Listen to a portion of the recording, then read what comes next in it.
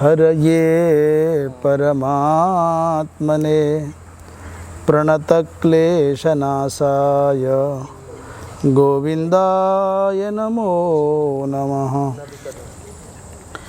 ईश्वरो गुरुरात्मेति मूर्तिभेदविभागिने व्योमवद्व्याप्तदेहाय दक्षिणामूर्तये नमः। शङ्करं शङ्कराचार्यं केशवं बादरायणं सूत्रभाष्यकृतौ वन्दे भगवन्तौ पुनः पुनः।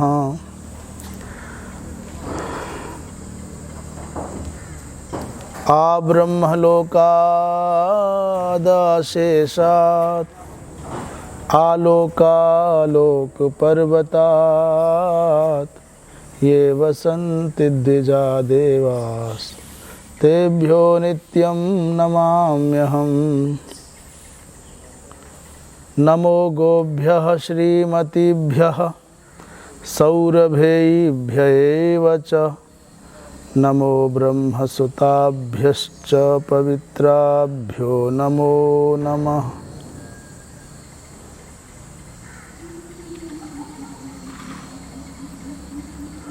श्री राम जय जय राम श्री राम श्री राम जय जय राम श्री राम श्री राम जय जय राम श्री राम धर्म की जय हो अधर्म का नाश हो प्राणियों में सद्भावना हो विश्व का गोहत्या बंद हो गौ माता की जय हो। परम पूज्य धर्म सम्राट स्वामी श्री करपात्री जी महाराज की जय हो। जगत गुरु शंकराचार्य भगवान की जय हो। वृंदावन विहारी लाल की जय हो। हर हर महादेव। विराजमान सभी सुधीजन, भगवत कृपा से श्रीमद् भगवद गीता का जो स्वाध्याय सत्र चल रहा है उसमें 18वें अध्याय का 18वां श्लोक आज होगा। और प्रसंग चल रहा था, अब बताएं कर्मों के प्रवर्तक, कोई भी कर्म करते हैं तो उन कर्मों का प्रवर्तक कौन है, किसकी वजह से व्यक्ति किसी भी कार्य में प्रवृत्त होता है। भगवान कृष्ण कहते हैं ज्ञानं ज्ञेयं परिज्ञाता त्रिविधा कर्म चोदना करणं कर्म कर्तेति त्रिविधः कर्म संग्रहः। ज्ञानं ज्ञेयं परिज्ञाता त्रिविधा कर्मणोदना करणं कर्म कर्तेति त्रिविधः कर्म संग्रहः। भगवान कृष्ण कहते हैं, हे पार्थ, अब तक 18वें अध्याय में गीता के समग्र विषय का स्पष्टीकरण करते हुए भगवान ने कहा, पिछले 17वें श्लोक तक स्पष्ट कहा कि भाई ये निर्धारित हो गया कि आत्म तत्व कोई कर्म का संपादन नहीं करता। किसी के मन में भ्रम हो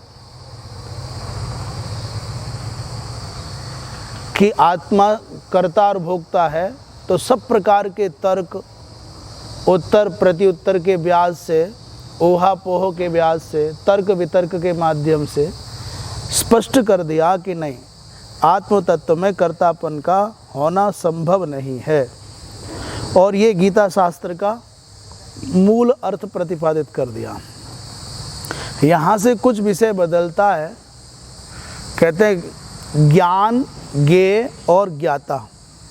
कल कुछ और शब्द भी बताए थे ऐसे ही, ध्यान, ध्येय और ध्याता,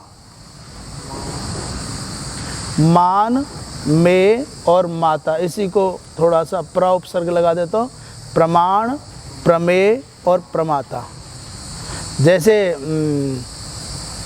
किसको जानना है, बोले प्रमेय को जानना है। कौन जानेगा, बोले प्रमाता जानेगा। किसके द्वारा जानेगा, बोले प्रमाण के द्वारा जानेगा। कोई प्रमाण है, तुरंत बोले क्या प्रमाण है तुम्हारे पास, प्रमाण को कहते क्या प्रूफ है तुम्हारे पास, कोई एविडेंस है, कोई साक्ष्य है क्या। ऐसे ही क्या जानना है, बोले ज्ञेय को जानना है। कौन जानेगा, बोले ज्ञाता जानेगा। किसके द्वारा जानेगा, बोले ज्ञान के द्वारा जानेगा। ज्ञान के द्वारा ज्ञाता, ज्ञान के द्वारा ज्ञेय को जानता है। तीनों का रहना आवश्यक है। ज्ञान हो, ज्ञाता और ज्ञेय ना हो, अथवा ज्ञान और ज्ञेय हो, ज्ञाता ना हो, तो क्या करोगे। ऐसे ही भोक्ता, भोग्य और भोग का साधन, भोगने की प्रक्रिया। खूब सारे फल लगे हैं, खूब सारे फल लगे हैं, खाने वाला कोई, ना पक्षी ना कोई बालक, भोगता नहीं है। क्या करोगे उन फलों का, क्या होगा। अब पक्षी भी आते नहीं हैं और पुरुष भी कोई है नहीं, तो क्या होगा उन फलों का मालूम है। पहले वो आएंगे, फिर थोड़े बड़े होंगे, फिर पकेंगे, फिर गलेंगे, फिर टूट करके नीचे गिर जाएंगे, सड़ेंगे, सूख जाएंगे और एक दिन गंदगी का ढेर हो जाएगा नीचे। इसके सिवा और क्या होगा। भोग्य पदार्थ हो पर भोगता ना हो तो क्या उपयोगिता है उसकी। आप अध्यापक हो, सारे के सारे लोग खड़े होकर के आप बहुत महान हो और सारे स्टूडेंट ये कह दें, विद्यार्थी ये कह दें कि हमने इनसे पढ़ना ही ना है, नहीं हम ना पढ़ते, क्या करोगे साहब आप। आपने बहुत परिश्रम करके खीर बनाई, हलवा बनाया, बढ़िया माल मसाला बनाया, खूब बढ़िया, और खाने वालों ने कहते नहीं हम खाते ही ना देखे ही ना, भूखे मर जाएं तेरा ना खावेंगे, क्या करोगे बना के। बहुत बीमार है, परेशान है, डॉक्टर सामने बैठा है, तेरी दवा लेनी ना, बताओ क्या कर लोगे तुम।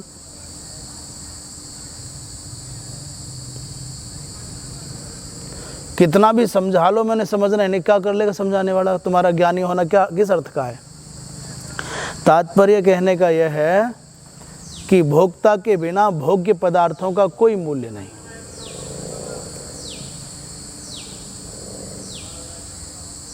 कोई ज्ञाता नहीं है तो ज्ञेय पदार्थों का क्या मूल्य है।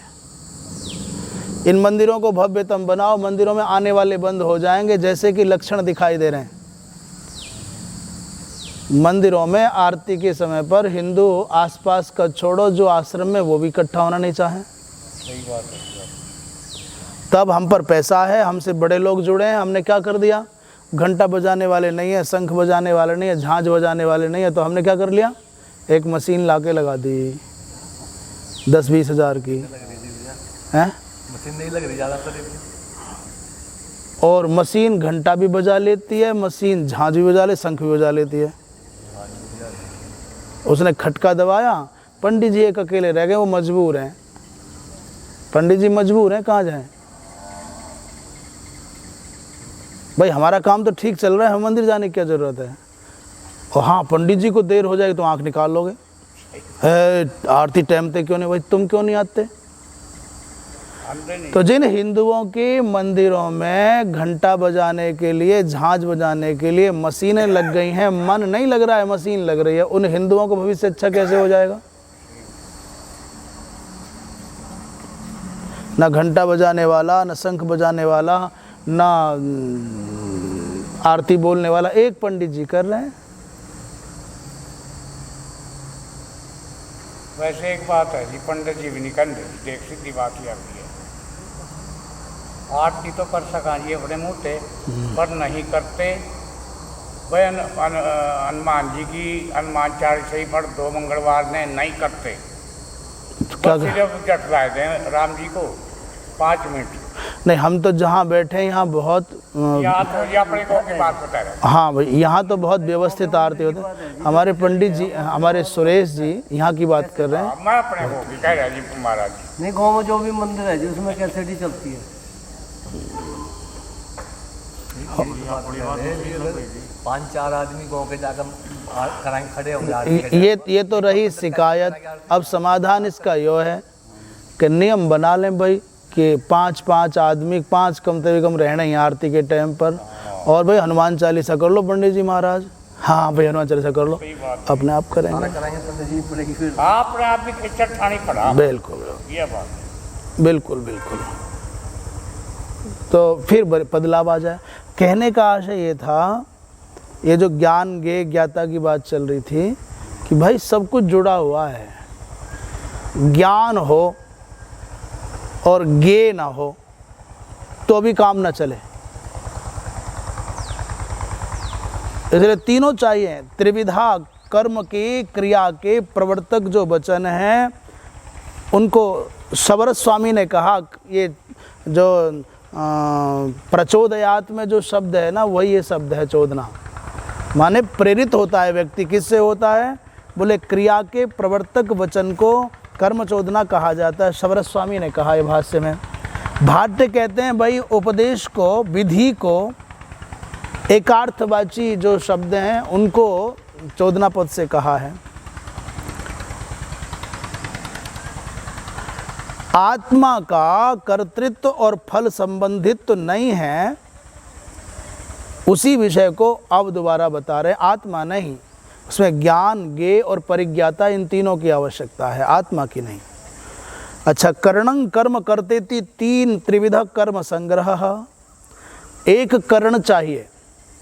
कर्ण कहते हैं साधन को।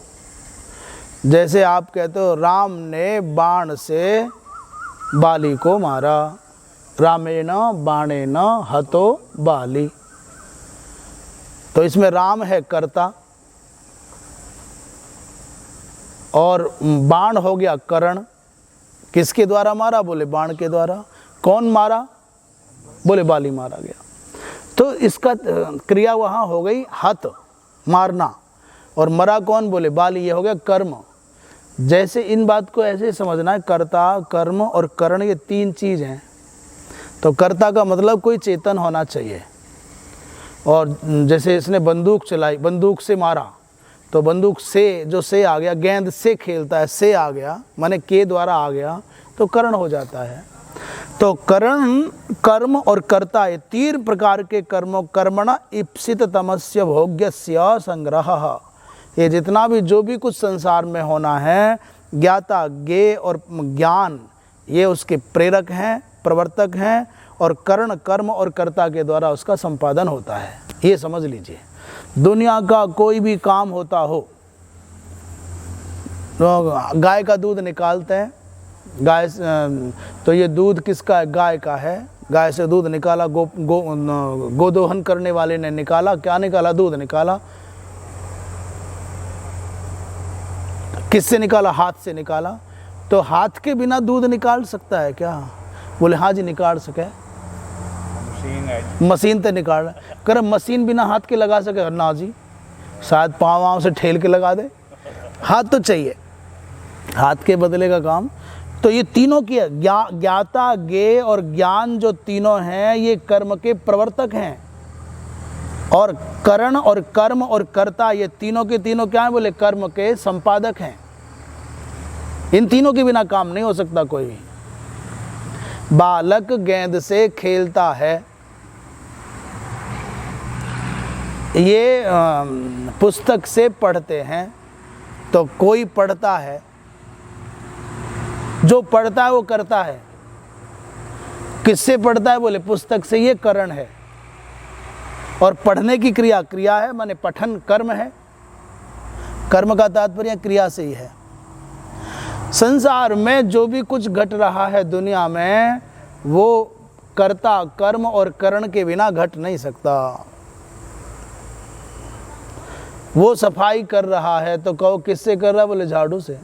वो झाड़ू से सफाई कर रहा है, तो झाड़ू से माने से लग गया, तो झाड़ू के द्वारा लग गया, तो क्या हो गया? ये करण हो गया। और वह जो व्यक्ति है वह कह रहे हैं वो कर्ता हो गया, सफाई कर्म हो गया। संसार का कोई भी कार्य बिना कर्ता के, बिना करण के, बिना कर्म के संपन्न नहीं हो सकता। इसी बात को भगवान ने कहा और उसी को विस्तार से आगे कह रहे हैं। प्रश्न कर रहे हैं ज्ञान किसे कहते हैं। अभी हमारी तो चिंता यही है क्या चीज़, ज्ञान क्या है। बोले जिसके द्वारा कुछ जाना जाए उसे ज्ञान कहते हैं। ज्ञायते अनेन इति ज्ञानम, जो इष्ट साधन है, जो बोध है, जो विषय प्रकाश की प्रक्रिया है, उसको जैसे ज्ञायते माने प्रकाश्यते, जिसके द्वारा प्रकाशित हो। जैसे कहते हैं हमें ज्ञान है, अरे हमें सब जानकारी है, माने कुछ है ऐसा विषय, ये लैपटॉप चलाने का, मोबाइल चलाने का, ये ज्ञान ही तो है, जो प्रक्रिया है, विधि है। जिसके द्वारा प्रकाशित होता है वस्तु तत्व, उसको कहते हैं ज्ञान। और ये ज्ञेय क्या है, बोले इष्ट साधन का जो कर्म है, बोध का विषयभूत जो घट पट आदि है, वो है कर्म। और ज्ञाता कौन है, बोले अविद्या के द्वारा कल्पित उपाधि प्रधान भोक्ता, जो ज्ञान का आश्रय है, उसे कहते हैं ज्ञाता, जो करता है, जो जानने वाला है। तो ये तीनों ज्ञाता, ज्ञान और ज्ञेय, ये तो हैं कर्म के प्रवर्तक। और कर्म के संपादक कौन है, बोले कर्ता, कर्म और करण। ये बात है टोटल। भाष्यकार कह रहे हैं करण को व्याकरण की दृष्टि से कहेंगे तो क्या कहेंगे, साधक तमम कर्णम, जो क्रिया के संपादन में सबसे अधिक सहयोगी है। इस धरती पर कर्म के संपादन में, क्रिया के संपादन में जो सबसे ज्यादा उपकारक है। जैसे कुम्हार घड़ा बनाता है, आप वाक्य बोल रहे हो, कुम्हार क्या बना रहा है, घड़ा बना रहा है। तो घड़ा हो गया कर्म, बनाना हो गया क्रिया, बनाने वाला कौन हो गया, कुंभकार, कुम्हार। किससे बना रहा है, उसमें दंड, चाक और क्या आ जाएगा, मिट्टी। उसमें दंड विशेष आ जाएगा, क्योंकि दंड के आजकल दंड की जरूरत नहीं है, आज तो स्विच से चलता है, मोटर लग गई। हाँ वही स्विच से चलता है, मोटर लग गई आजकल, वो चलती रहती है। तो ये करण के बिना, माने दंड आदि के बिना, चक्र आदि के बिना बनेगा नहीं। इसलिए करण समझना होगा। साधक तमम, जो सबसे ज्यादा उपकारक है। जैसे वो बालक गेंद से खेलता है तो खेल रहा है, किससे खेल रहा है, गेंद से। खेलने का जो आनंद ले रहा है उसमें गेंद सहयोगी है। कुछ और साधन, वो मोबाइल से खेल रहा है, तो उस खेल के आनंद का जो सबसे बड़ा सहयोगी कौन है, मोबाइल। इसलिए मोबाइल करण हो जाएगा। तो करण और कर्म क्या है, कर्तुरीप्सित तमम कर्म। व्याकरण की दृष्टि से समझेंगे तो सरल हो जाएगा। कर्ता को अपनी क्रिया के द्वारा जो सर्वाधिक इष्ट है, प्रिय है, उसको कहते हैं कर्म।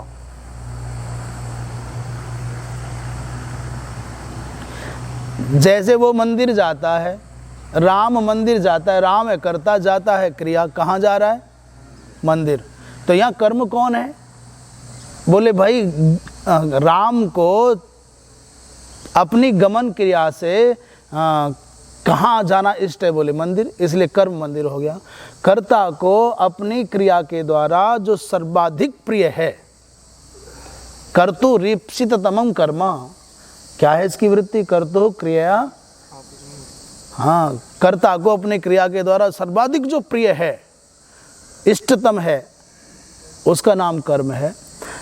अच्छा, कर्ता क्या है, बोले क्रिया के निवर्तक को कर्ता कहते हैं। स्वतंत्र कर्ता, वो स्वतंत्र होता है, क्रिया का जो संपादन करे उसे कर्ता कहते हैं। तो ये चीजें समझ लेने के बाद श्लोक थोड़ा सरल हो जाएगा। ज्ञानम माने ज्ञायते अनेन इति सर्व विषयम अविशेषेण उच्यते। ज्ञान उसे कहते हैं भाई जिसके द्वारा जाना जाए, और सर्व विषयक है। कुछ भी, रोटी बनाना जानना, चाय बनाना जानना और खीर बनाना जानना, ये भोजन हो गया। खेती कैसे किया जाता है वो जानना, आरती कैसे की जाती है वो जानना, यज्ञ कैसे किया जाता है ये जानना, बस सब विषयक है जिसके द्वारा जाना जाए। और गे क्या है बोले ज्ञातव्यम तत् अपि सामान्येन एव सर्व उच्यते, जानने योग्य। मनुष्य की प्रवृत्ति है भैया आए तो इनके विषय में जान लें, नाम क्या है, काम क्या है, धाम क्या है, क्या करते हैं, कैसे हैं, तो ये जानना सब विषय। वस्तु देख ली, डब्बा देखा उसे खोल के देखने लगे, पुस्तक देखी उसको पलट के देखने लगे। मनुष्य का स्वभाव है कि जो सामने है इसे जान लें। तो जो सब प्रकार के विषयों में ज्ञातव्य भाव आता है उसको हम ज्ञेय कहते हैं। और परिज्ञाता क्या है, जानने वाला कौन है बोले उपाधि लक्षणात्मक जो है, अविद्या के द्वारा कल्पित जो भोक्ता है उसको ज्ञाता कहते हैं, परिज्ञाता। ये तीनों एषाम अविशेषेण सर्वकर्मणाम प्रवर्तिका त्रिविधा त्रिप्रकार का, भाई ये तीनों के तीनों क्रिया के प्रवर्तक वचन को, जो भी कुछ करना होता है इन्हीं तीन से होगा। उसमें ज्ञान साधक होगा, ज्ञेय का विषय होगा और ज्ञाता, तीनों चाहिए तब आप कुछ कर पाओगे जिंदगी में। कहीं भी आप चले जाओ इन तीनों के बिना कुछ नहीं होगा। कहते हैं ज्ञानादीनाम ही त्रयाणाम सन्निपाते हानोपादानादि प्रयोजनः सर्वकर्मारंभ स्यात्। उन्होंने एक मुस्त सब बात कह दी। इन तीनों में से एक भी कम हो गया, मान लीजिए अज्ञान हुआ, ज्ञेय हुआ पर ज्ञाता नहीं होगा तो बेकार है। ज्ञेय और परिज्ञाता है, ज्ञान नहीं है तो भी बेकार है। और महाराज ज्ञाता और ज्ञान है, ज्ञेय नहीं है तो भी बेकार है। ये तीनों इकट्ठे चाहिए, एक की भी कमी होगी तो काम नहीं बनेगा। ज्ञानादि तीनों के तीनों सन्निपात माने एकत्र हों।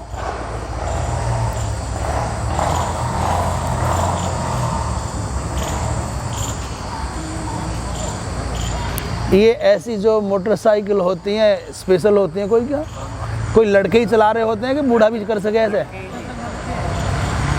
नई उम्र के लड़के ही हैं। नहीं ऐसा 10,000 रुपये चलान है, 50,000 रुपये है जनाब उसका ये, 50,000।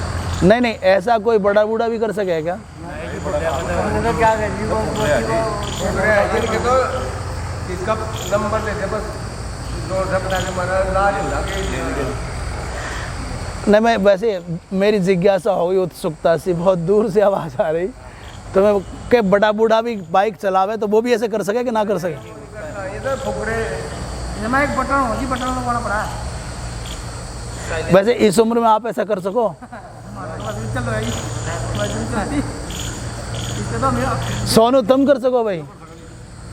साइकिल तो मेरे पे चलती। हम तो ऐसी मोटरसाइकिल में आग तो लगा सके। ना तात्पर्य एक बात सीखने को मिल रही है यहाँ, नई उम्र का, भाई ये जो जवानी का सा टाइम होवे ना, इसका भी अपना कोई नशा ही रहे, इसका अपना एक नशा है। और ऐसी बात नहीं आप पे ना रहा होगा अपने टाइम पे, है ना? ऐसा इसमें तो बहुत ज्यादा रहा है, साइकिल घुमा दिया था जी वो। इसका मतलब ऐसा हो ना सके, जैसे जो भी साधन उस समय रहे आप बिना अच्छा कौन होगा अपने लोगों में से, कौन होगा जिसने हाथ छोड़े बिना साइकिल ना चलाई हो? नहीं भैया सारों ने कोशिश कर ली होगी, हैं? मास्टर जी भाई उस टाइम पे बाइक वाइक होवे ना ही तो साइकिल हाथ छोड़ के चलाई जा सके थे। कोशिश करते थे जी। मैंने भी चलाई है। बहुत थोड़े से टाइम के लिए, बस वो उत्सुकता हो किसी को देख के हम क्यों नहीं चला सकते, चला ली। हम तो जी मोड़ चाल करे करते, जो रामदेव कराना यो उठता है का, हाँ वो मोड़ चाल करे करते यार, बस गहरे चले उठे हम तो 100 मीटर 100 गज माने 100 मीटर तक तो हम चले हैं हाथों पर। हाँ मैंने पूरा नाप करके 100 मीटर। ठीक है जी, मैं भी ऐसे करूँ भाई, नाप लो कितना होगा 100 मीटर, वहाँ तक तो हम चले हैं पर लास्ट। शरीर तो इतना था जी। उस समय तो हल्का ही हुआ। अच्छा बात क्या चल गई, ये बीच में आ गया ना भाई। बोली वृंदावन विहारी लाल की। एक उम्र का खेल होता है।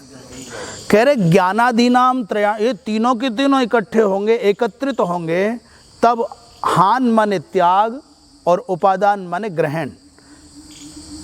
इत्यादि प्रयोजन वाले सभी प्रकार के कर्मों का आरंभ तभी हो सके। भाष्यकार कह रहे हैं ज्ञाता, ज्ञान और ज्ञेय, ये तीनों जब इकट्ठे होंगे तभी कोई कार्य संपन्न होगा, वो चाहे त्याग योग्य कार्य हो और चाहे उपादेय कार्य हो, ग्रहणात्मक हो, उसके बिना नहीं हो सकता। कोई कहता भाई ये गंदी चीज़ें नहीं खानी हैं, इसमें भी गंदी चीज़ें नहीं खानी है, तीनों चाहिए। ये जानने वाला भी चाहिए कि गंदी है, और गंदी किस कारण से है ये ज्ञान का विषय है, ये भी चाहिए। और जो वस्तु है, जिस गंदी वस्तु की बात कर रहे हैं, वो भी जानने में आना चाहिए। वस्तु भी होनी चाहिए, उस वस्तु के गंदेपन का ज्ञान भी होना चाहिए, और त्याग करने वाला भी होना चाहिए।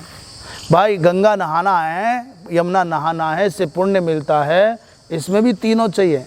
ये जानने वाला भी चाहिए, जो गंगा नहा के आएगा, यमुना नहा के आएगा, पुण्य कमाए, वो भी चाहिए। और नहाने का क्या ज्ञान है, क्या विधि है, नहाने का क्या फल है, ये भी जानना चाहिए। और नहाने रूपी जो कर्म है उसके संपादन की ज्ञेय क्या तत्व है। तो यहाँ यमुना ज्ञेय है, और उसकी महिमा को जानने का जो विधान और ज्ञान है, और स्नान आदि करने की जो प्रवृत्ति होती है वो ज्ञाता है। हैं? हैं? गंगा स्नान की विधि, आप नहाओगे?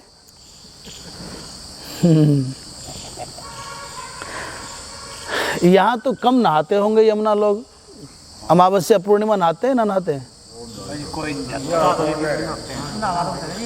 रोज नहाने वाला भी कोई है? अपने अमादलपुर पूरे गांव में रोज यमुना नहाने वाला कोई है? एक भी ना। माने ऐसे बैठे कर लो, वो तो बाद की बात देखेंगे। अच्छा पहले थे तो डेली ना कराते, वो तो नहीं, वो तो अलग बात है। पर हाँ, आपको आश्चर्य बताऊं भैया आपको आश्चर्य बता मैं, आज भी वृंदावन में ऐसे लोग हैं। वृंदावन में, हम यहाँ सहारनपुर से ऊपर की गंगा जी की बात नहीं कर रहे हैं भाई दिनेश जी, आज भी वृंदावन में ऐसे लोग हैं जो नित्य यमुना नहाते हैं। कहाँ पे? वृंदावन में नित्य आज भी स्नान करते हैं यमुना जी में। पता क्या चक्कर? और कई कई किलोमीटर से चल के आवे। हाँ क्या चक्कर? मैंने वृंदावन इसलिए कहा कि यहाँ से नीचे तो सहारनपुर के सब जाता है, उसके नीचे पानीपत वानीपत का सबका जाता है, उसके भी नीचे दिल्ली का जाता है, उसके नीचे मथुरा वृंदावन के तो खैर भगवान ही। मैं बता रहा हूँ, यहाँ तो यमुना जी देखते हैं तो बहुत चित्त प्रसन्न होता है। हम दर्शन करके आए तो हमको बहुत अच्छा लगा, क्योंकि रास्ते जाने के लिए ठीक नहीं है, इस दृष्टि से नहीं जा पाते, नहीं तो नित्य नहावे भाई। अपने क्या है, घूमने जाना है तो 5 किलोमीटर उधर न जा करके 6-6.5 किलोमीटर इधर ही चले जाओ, जाना आना 6 किलोमीटर हो जाएगा। परंतु वो जो ट्रकों की वजह से रास्ते हैं, कहीं पानी भरा है, ऊंचा नीचा है, इसलिए नहीं जा पाते। पर यहाँ तो यमुना जल बहुत अच्छा है भैया। और हम महाराज जी, अखिलानंद जी महाराज से सबसे पहले यहीं मिले थे, हरिद्वार से, ऋषिकेश से। हमको कहीं कहाँ जाना था, शायद खाटू श्याम जी या कहीं जाना था, नवलगढ़ वगैरह। तो यहीं होके जा रहे थे, यज्ञशाला बड़ी बनी थी। बस यज्ञशाला देख करके मन आ गया, भाई चलो देख लें क्या हो रहा है, यमुना जी भी नहा लें। यहाँ पर कलानौर तब क्या हुआ, वहाँ महाराज खड़े थे और बंसी वाले बाबा बीमार थे ना, ये वहाँ घूम रहे थे, तो ये ही हमको लेके गए। और यमुना जी ये तो नहीं नहाए, हम लोग नहाए बहुत देर तक इनसे चर्चाएं चली। बिल्कुल पास ही थी, लगभग हम 2-2.5 घंटे वहाँ रहे। उसमें आधा घंटे हम नहाए होंगे खूब देर तक, और उसके बाद में इनके साथ खूब चर्चाएं हुई, पुराने महात्माओं के बारे में, धर्म संघ के बारे में, यहाँ के बारे में, सब बातें हुई। फिर अब अपने रास्ते पर चले गए आगे। भाई ये बात इसलिए कह रहे थे कि जब नहाने वाले नहीं है तो नहाने की विधि किसे बतावें?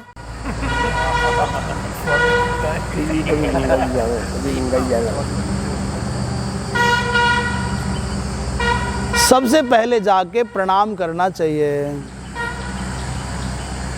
क्योंकि वो मात्र नदी नहीं है, वो बहता हुआ पानी नहीं है। गंगा तो साक्षात भगवान का स्वरूप है। बस अंतर इतना है कि आप मूर्ति में भगवान की कल्पना करते हो, ग्रंथ में देवत्व की कल्पना करते हो। बस इतना मानो कि प्रवाहित जल के रूप में जो सत्ता है वो भगवान का ही रूप है। विद्वानों की भाषा में कहें तो द्रवीभूत ब्रह्म है। ब्रह्मद्रव कहते हैं ना गंगा जी को। और यमुना और गंगा में कोई भेद नहीं है, दोनों तारक हैं, दोनों उद्धारक हैं, और दोनों बस वो ज्ञान और मुक्ति देती हैं, और ये भक्ति और प्रेम देती हैं। जाके सबसे पहले में जाने से पहले, वहाँ जाने से पहले घर नहाना चाहिए। अशुद्ध वस्त्रों से, अशुद्ध शरीर से तीर्थ में स्नान नहीं करना चाहिए। जैसे शौच आदि गए तो उन कपड़ों से आप सरोवर में, तीर्थ में, मंदिर में प्रवेश नहीं कर सकते। गंगादि उन पावन तीर्थों में स्नान नहीं कर सकते। जिन कपड़ों को शौच में लेकर के गए वो कोई भी कपड़े हों, उनको धोना ही होगा। और शरीर को शुद्ध करना पड़ेगा, पूरा नहाओ। नहीं नहा सकते पूरे, अस्वस्थ हो तो इतना तो फिर भी नहाना ही नहाना पड़ेगा। इसमें तो कोई समाधान, माने कोई गुंजाइश ही नहीं है, अवकाश ही नहीं है। जैसे मान लीजिए तबीयत ठीक नहीं है और हमको यमुना नहाना है, अमावस्या है या पूर्णिमा है, भाई रोज़ नहीं नहा सको तो निवेदन है पूर्णिमा और अमावस्या को तो ज़रूर नहाया करो। मौका लगे, इस चक्कर में मत नहाओ कि पुण्य मिलेगा, इस चक्कर में मत नहाओ कि हमारे, मैं कहता हूँ कि नहाओगे उसका फल अपने आप तुमको गंगा बताएगी, यमुना बताएगी। मेरे कहने से मत सुनो। जब व्यक्ति गंगा या यमुना की ओर स्नान करने को चलता है ना, ऐसा उल्लेख आता है कि उसके शरीर में जो जन्म जन्मांतर के अदृष्ट पाप हैं वो क्रंदन करते हैं, वो चिल्लाते हैं, रोकते हैं उसको, विभिन्न प्रकार के विघ्न उपस्थापित करते हैं कि अरे जा ना पाए, जा ना पाए। और पितर नृत्य करने लग जाते हैं हर्षित होकर के कि आज हमारे ये वंश का कोई व्यक्ति यमुना नहाने, गंगा नहाने जा रहा है, ये धोखे से भी एक अंजलि हमारे नाम की दे देगा तो हमको अनंत काल तक तृप्ति, आज हमको यमुना जल मिलेगा, आज हमको गंगा जल मिलेगा। अब ये जो प्रसंग है, ये ऐसा तो है नहीं कि साहब इन आँखों से दिख जाए। पाप भी तो नहीं दिखता इन आँखों से, पुण्य नहीं दिख रहा है इन आँखों से, तो पाप दिखे क्या? पर फल तो भोगने को मिला ही है। मूली का, गाजर का, सरसों का और सलगम का बीज एक जैसा ही हो गए, उसमें चित्र ना छपा हो तो कौन पहचान लेगा ये बीज का एक है? डाल देते तो पता चलता है अगर ये हो गया और ये हो गया, ये हो गया। इसलिए बीज से पता नहीं चलता, फसल से पता चलता है। ऐसे ही कर्म का पता नहीं चलता अच्छा और माड़ा कौन सा है, जब उसका फल मिले तब पता चले। तो इसलिए पहला नियम क्या? तीर्थ में नहाना हो, गंगा नहाना हो या यमुना नहाना हो या कहीं पवित्र सरोवर में नहाना हो तो क्या करना है? पहले घर नहाओ। और जो कपड़े पहने हुए हैं, अंदर वाले या बाहर वाले, जो भी कपड़े हैं, वो ऐसे ना हो कि कल के पहने हुए हों, डाल लिए हों, ऐसे चले जाओ। वो शुद्ध होने चाहिए। तब जाके भगवती माँ गंगा को प्रणाम। खाली हाथ नहीं जाना चाहिए। लोग गजब की बात बताएं, कोई ना कोई बर्तन लेके जाना चाहिए, पात्र लेके जाना चाहिए, कमंडल या लोटा, उसमें जल लेके जाओ या दूध लेके जाओ। यदि दूध नहीं ले जा सकते तो उसमें जल लेके जाना चाहिए और वो जल वहाँ डालना चाहिए। तब वहाँ से आते समय जल भर के लेके आना चाहिए। दूध लेके जाओ तो बहुत अच्छा है, दूध डालो और फिर जल लेके आओ, खाली हाथ नहीं आना चाहिए। जब वहाँ जाएं तो सबसे पहले प्रणाम करें, पुष्प हो तो पुष्प अर्पित कर दें, नहीं हो तो प्रणाम कर लें। लेट करके कर सकते हैं दंडवत तो दंडवत प्रणाम करें, और यदि घुटने के बल पंचांग प्रणाम कर सकते हो तो वो प्रणाम कर लें, वो भी ना कर सको तो हाथ जोड़ लें, प्रणाम कर लेना चाहिए। मैंने एक विचित्र बात देखी, नर्मदा किनारे पर गंगा जी और यमुना जी के प्रति तो उत्तर भारत के लोगों में उतना प्रगाढ़ भाव हमने नहीं देखा, पर नर्मदा जी के किनारे पर लोगों को देखा जिन्हें हम आदिवासी कहते हैं, जिन्हें वनवासी कहते हैं, जिन्हें अशिक्षित कहते हैं, वो छोटे से बालक से लेकर के बड़े तक जब वो नौकाओं से पार करते हैं नर्मदा जी को, या अपने खेतीबाड़ी की दृष्टि से नर्मदा जी किनारे आते हैं, इवन मछली भी पकड़ने जाते हैं, वो मछली पकड़ने वाले भी पहले जूता चप्पल उतार करके नर्मदा जी को प्रणाम करते हैं, फिर अंदर प्रवेश करते हैं। मछली पकड़ने वाला भी नर्मदा जी के प्रति इतना भाव से भरा है।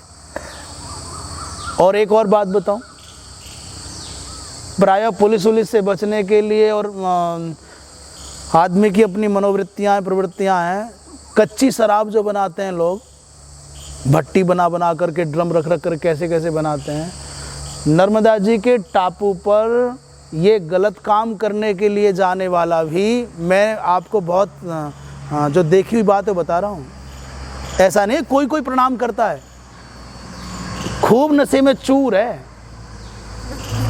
और सब तरह की कमियां उसके जीवन में, वो भी नर्मदा जी में प्रवेश कर रहा है, कच्ची शराब बनाने के लिए जा रहा है, वो भी जूता चप्पल उतार करके प्रणाम कर रहा है, फिर प्रवेश कर रहा है।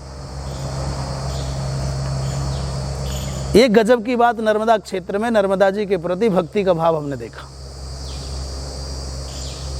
वो उनकी जीविका है, मछली है, क्या है, कैसे कैसे करते हैं, परंतु ये जीवन हमने देखा, छोटे से बच्चे से लेकर बड़े तक आज भी ये परंपरा है अक्षुण्ण। तो प्रणाम करना चाहिए जाके, जैसे भी कर सको, और प्रणाम करके फिर यदि संस्कृत जानते हो तो संस्कृत का संकल्प करो, नहीं जानते तो प्रणाम करके जल ले करके अपना नाम गोत्र बोल सको, दिन तिथि जो बार बोल सको वो बोल करके, और यही भाव कर लो, माँ मेरे सारे पाप नष्ट हो जाएं और मेरा भगवान के भजन में मन लग जाए, इसलिए मैं यमुना जी में स्नान कर रहा हूँ, गंगा जी में स्नान कर रहा हूँ, ये भाव कर ले। संस्कृत का आता है तो व्यवस्थित जो लिखा रहता है वो सब बोलो, नहीं आता है तो नाम गोत्र पिता का नाम अथवा और जब नहा लो भगवान सूर्य को अर्घ दे लो, और अपने पितरों के नाम पर, पिताजी का नाम गोत्र पता हो, दादाजी का नाम गोत्र पता हो, नहीं भी पता हो तो दक्षिण की ओर मुँह करके जलांजलि दे दे, जरूर देना चाहिए। जितना भगवान सूर्य को अर्घ देना आवश्यक है उतना ही आवश्यक है अपने पितरों के नाम की अंजलि देना। अच्छा, ये जरूर करना चाहिए इतना काम। तो इसमें कोई मंत्र आता है नहीं आता है कोई बात नहीं, भाव तो है हमारे पास। और साहब गजब की बात बताऊं आपको, आपने जलांजलि भी नहीं दी ना, तो बहुत सारे पितर तो ऐसे होते हैं जिनको जलांजलि नहीं दी तो नहीं मिला जल, पर कुछ ऐसे होते हैं जिनको जलांजलि का जल नहीं मिलता, अंजलि का जल नहीं मिलता। आप जब नहा करके बाहर निकलते हो तो तीर्थों में नहा करके, गंगा जी में नहा करके, यमुना में नहा करके शरीर को पोंछना नहीं चाहिए। हवा उसको सोखती है, वो हवा नहीं सोखती। शास्त्र कहते हैं शरीर से टपकने वाले उस जल की पवित्र बूंदों को कौन लेते हैं? पितर लेते हैं। एक ऐसा वर्ग है जिसको अंजलि का जल नहीं मिलता, उनको यही जल मिलता है। कुछ ऐसे हैं जिनको आपकी शिखा के जल से तृप्ति मिलती है, और कुछ ऐसे हैं जिनको कहीं जल नहीं मिलता, उनको अपना कपड़ा जो कंधे पर होता है नहाने वाला वो निचोड़ना पड़ता है, वही जल मिलता है।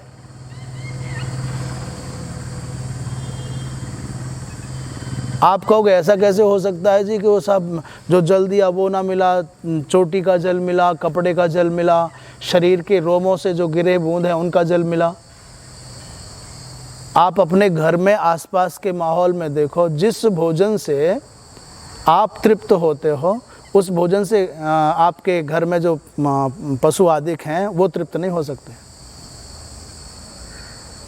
आपका आहार कुछ और है, उनका आहार कुछ और है। उसी आहार से आप कुत्ते बिल्ली को तृप्त नहीं कर सकते, और जिस आहार से कुत्ते बिल्ली तृप्त होते हैं उस आहार से तो मुर्गे आदि को तृप्त नहीं कर सकते। जिस आहार से कौवा आदि तृप्त होते हैं उससे तुम सर्पों को तृप्त नहीं कर सकते। बोलो, सबके भोजन अलग अलग है ना, वो कैटेगरीज हैं सबकी अलग अलग, सबके विभाग हैं। इनको ये जल प्राप्त होगा, इनको ये जल प्राप्त होगा, इनको ये जल प्राप्त होगा, और ये विश्वास के आधार पर मानने योग्य है, तर्क के आधार पर नहीं। कोई तर्क लगावे, तर्क से इन बातों का समाधान नहीं हो सकता है। शास्त्र पर विश्वास करके ऐसा मानना चाहिए, इसी में कल्याण है। अच्छा, मान लो आप कहते हो साहब कुछ नहीं, ऐसे ही लिख दिया गया है, काय का स्वर्ग है, काय का नरक है, सब बकवास है। तो मान लो आपने मान लिया कि कुछ भी नहीं और नहीं किया कुछ भी, और सोचो कि परलोक हुआ तो, स्वर्ग हुआ, नरक हुआ तो, और यमदूत हुए तो, बेहिसाब लठ पड़ेगा। और जिसने नेक नियत से, अच्छी नीति से, सद्भावना से शास्त्र के वचन मान लिए और ये तर्पण आदि किए, पूजा पाठ किया, तो ये जाएगा, तो इसे कोई खतरा तो नहीं है। शंका भी करो तो ऐसी करो भाई जिसका कोई आधार हो। जो नास्तिक है, अस्थि चेन, यदि अस्थि है तो नास्तिको हतः, तो नास्तिक तो मारा गया परलोक हुआ तो। और नास्ति चेत, यदि कोई नहीं है परलोक तुम्हारे अनुसार, तो आस्तिक का क्या बिगड़ गया? उसने कौन सा किसी की भैंस खोल ली, पानी जल ही तो दिया था, देवताओं को फूल ही तो चढ़ाए थे, किसी की कोई चोरी तो ना की, बुराई तो ना की। इसलिए शास्त्रों की बातों पर विश्वास करके मैं निवेदन करूं, सबसे पास में सुख के अमादलपुर के लोग हैं, और आप भी माली माजरा वाले भी। कितनी दूर है मास्टर जी आपके यहाँ है? एक आपके घर से 2 किलोमीटर है यमुना जी।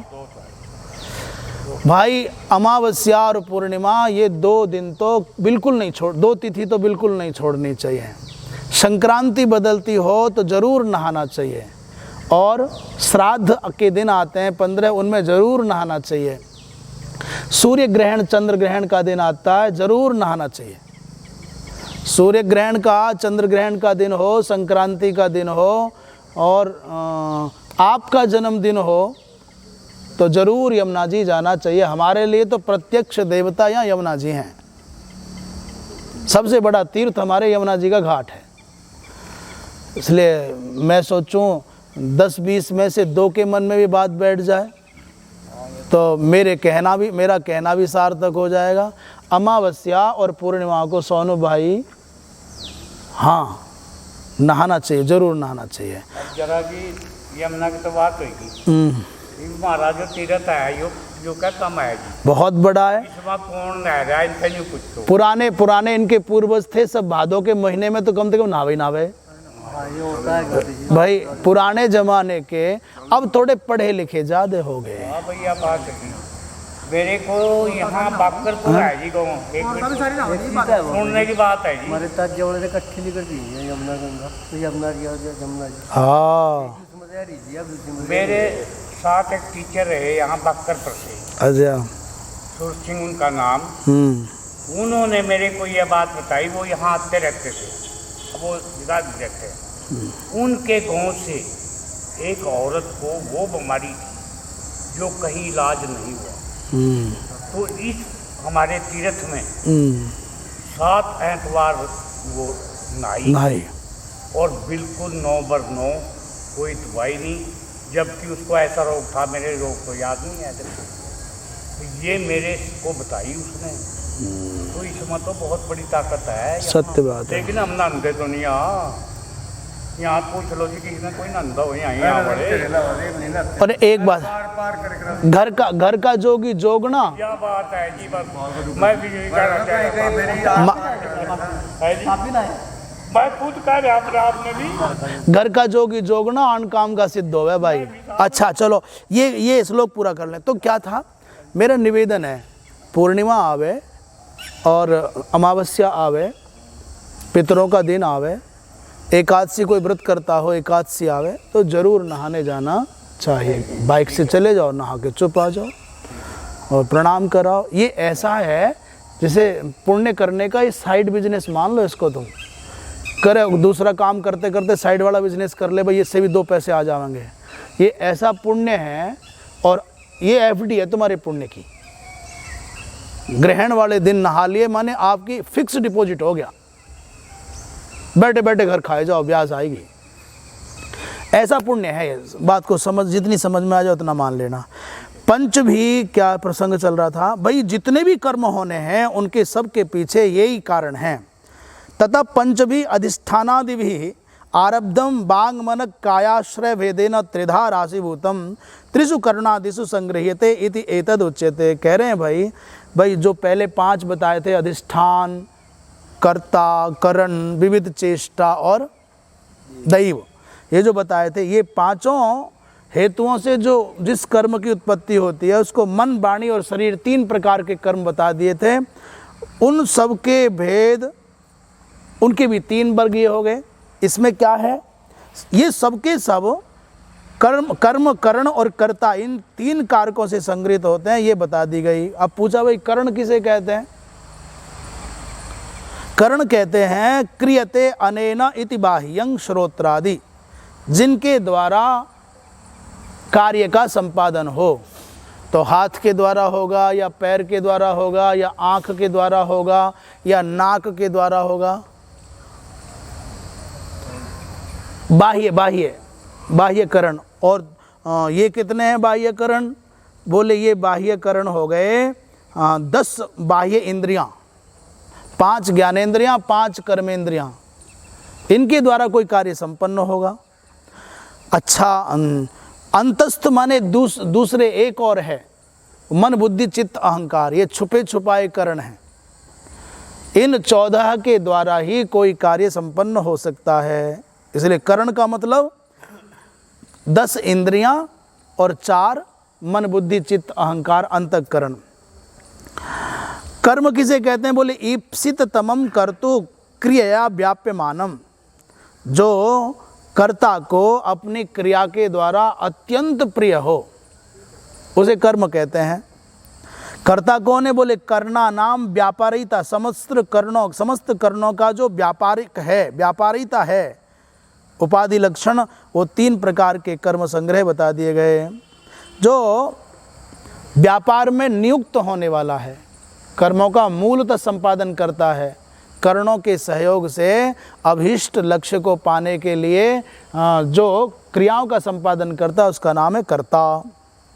कहते हैं संग्रह्यते अस्मिनिति संग्रह, जिसमें कर्मों का संग्रह होता हो उसका नाम है कर्म संग्रह। कर्म एषु हि त्रिषु समवैति तेन अयम त्रिविधक कर्म संग्रह। कह रहे हैं इन 3 कारकों में ही कर्म संग्रहित होता है, इसलिए 3 प्रकार का कर्म संग्रह हो गया। आज के पाठ का मतलब प्रसंग तो बहुत है, ये समझ लेना चाहिए हम दुनिया में कुछ भी कर रहे हैं उसके मूल में अंदर से भाव आता है। पहले व्यक्ति के मन में आता है कि जैसे आपने सुना पहले हमें गंगा नहाना चाहिए। आप गंगा के बारे में बिल्कुल नहीं जानते, गंगा में नहाया भी जाता ये बिल्कुल नहीं जानते, कैसे नहाया जाता ये भी नहीं जानते। किसी ने बोला और आपके अंदर ये बात आ गई, गंगा नहाना, यमुना नहाना बहुत अच्छा होता है इसलिए ज्ञान हो गया। ये नहाने से क्या होगा रे? बोले नहाने से पुण्य मिलेगा, उस पुण्य का ये फल होगा। तो आपके चित्त में ज्ञान होने के बाद में उस लाभ को पाने की इच्छा हो गई। वो लाभ का केंद्र क्या है? वो कर्म संपादन कर। गे तत्व माने यमुना के बारे में जानकारी हुई, गंगा के बारे में जानकारी हुई, आपने उस गे तत्व को प्राप्त करने के लिए प्रयत्न करना शुरू किया। तो ये जो जानने का विषय है वो गे है। जानने की जो क्रिया घटित हो रही है जिसमें, वो कौन है? बोले ज्ञाता।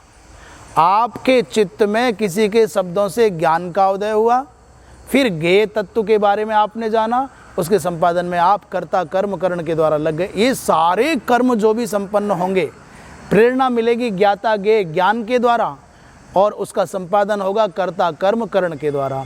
ये बात कह करके भगवान कहते हैं अब इसके बाद क्रियाकारक और फल, क्रियाकारक फलानाम सर्वेशाम गुणात्मकत्वात्, ये सबके सब गुणात्मक माने सात्विक है, राजस है, तामस है, ये सब गुणात्मक ही हैं। सत्व रजस तमो गुण भेदतः, एक क्रिया है, कारक है, फल है, सब कुछ 3 प्रकार का है।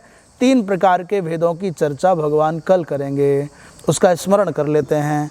ज्ञानं कर्म च कर्ता च त्रिधैव गुण भेदतः प्रोच्यते गुण संख्याने यथावत् शृणुतान्यपि।